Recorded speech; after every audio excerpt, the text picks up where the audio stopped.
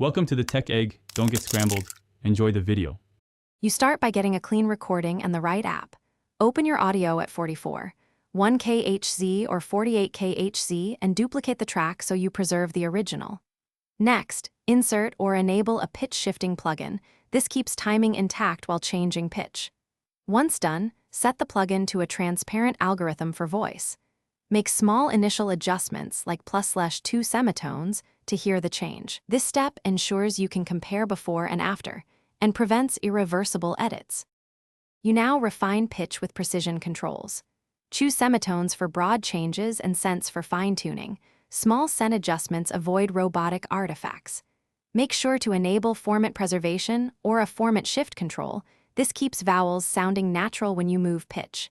If intonation varies, automate pitch envelopes or draw curves so only specific syllables shift.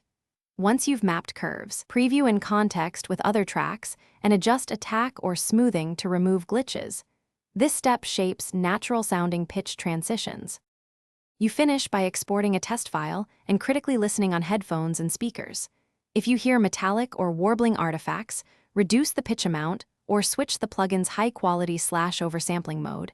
That trade-off raises CPU but improves clarity. Make a final pass with gentle EQ and de-esser if sibilance shifts character. Once satisfied, save a project backup and export stems at the original sample rate.